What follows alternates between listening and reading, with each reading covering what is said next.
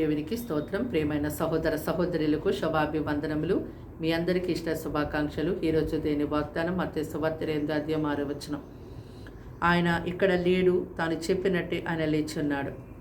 చూడండి, ఈ యొక్క మాటల్ని పరలోకంలో నుండి దిగి వచ్చినటువంటి దేవదూత ఆ సమాధి దగ్గరికి వెళ్ళినటువంటి స్త్రీలతో మాట్లాడుతూ ఉన్నాడు. అయితే యేసుక్రీస్తు వారు ఈ లోకములో పరిశుద్ధాత్మ ద్వారా కన్యమరి గర్భమందు జన్మించారు. 33.5 సంవత్సరాలు జీవించారు.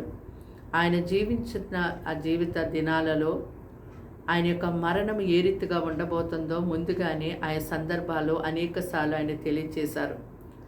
ఆయన ప్రధాన యాజకులకు శాస్త్రులకు అప్పగించబడి ఆయన హింసించబడతారు, కొరడాలతో కొట్టబడతారు, అపహసించబడతారు, ఆయన శిలువ శ్రమ పొందుతారని, సమాధి చేయబడిన తర్వాత 3వ దినాన తిరిగి లేస్తానని, ఇవన్నీ కూడా ప్రభు ఎంతో ధీటుగా తెలియచేశారు. ఒక వ్యక్తికి తాను ఏ విధంగా మరణిస్తున్నానో ముందుగా ఎవరికీ తెలియదు. కానీ యేసుక్రీస్తు వారు ఈ లోకంలోనికి వచ్చి ఆయన ఏం చేయాలో, తన తండ్రి తన చేతికి ఏ పని అప్పగించారో దానిని మాత్రమే గురిగా పెట్టుకొని ఆ పనిని సంపూర్ణంగా నెరవేర్చారు. ఆయన యొక్క మరణం గురించి ఆయన ముందుగానే తెలుసు. ఆయనకి తెలియనిదంటూ ఏమీ లేదు. ఆయన సమస్తము ఎరిగినవాడు. ఒక వ్యక్తికి తన యొక్క మరణము ఏ రీతిగా ఉండబోతుందో అది తెలుసుకున్నప్పుడు ఆ వ్యక్తి నెమ్మది కలిగి జీవించలేడు కదా.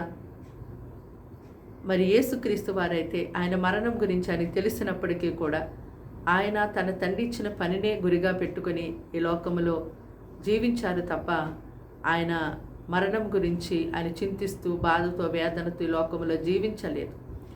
మరి ప్రభువును బట్టి అనేకమైనటువంటి విషయాలు మనము నేర్చుకోవాలి.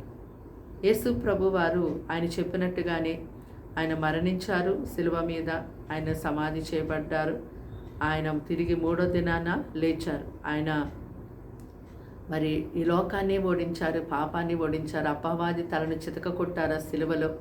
మరణమును ఆయన ఓడించారు. మరణము ఆయనని ఎంత మాత్రం కూడా బంధించి ఉంచలేకపోయింది. ఈ లోకములో గొప్పవారు, గనులు అని చెప్పుకునేటువంటి వారి సమాధులు ఇతనాన నిండుగా ఉన్నాయి. కానీ మరి ప్రభువైన యేసుక్రీస్తు వారి యొక్క సమాధి మాత్రమే ఖాళీగా ఉంది.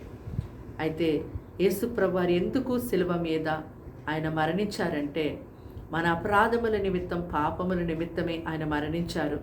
మరి ఎందుకు ఆయన తిరిగి లేచారు 3వ దినానంటే మనల్ని నీతిమంతులుగా చేయటం కొరకే ఆయన తిరిగి 3వ దినాన గొప్ప పునరుత్థాన శక్తితో లేచారు. మరి యేసుక్రీస్తు వారు ఆ యొక్క మరణము, జననము అవన్నీ కూడా ఎంతో మనకి ఆశ్చర్యానికి గురి చేస్తూ ఉంటుంది. అయితే యేసుక్రీస్తు వారి యందు విశ్వాసముంచి ఆయన మార్గంలో ఆయన ప్రజలుగా జీవిస్తున్నటువంటి వారితో కూడా ప్రభు సెలవిచ్చారు. ఎవరైతే నా యందు విశ్వాసం ఉంచి నా ప్రజలుగా ఉంటారో, నా నామములో రక్షణ పొందుతారో వారు కూడా ఈ లోకంలో మరణిస్తారు.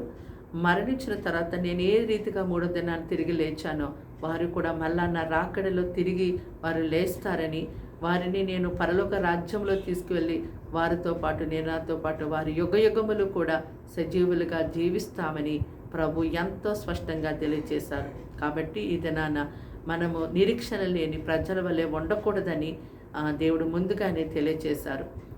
ప్రభువైన యేసుక్రీస్తు వారు ప్రతి ఒక్కటి మనకి మాదిరి చూపించి వెళ్ళారు.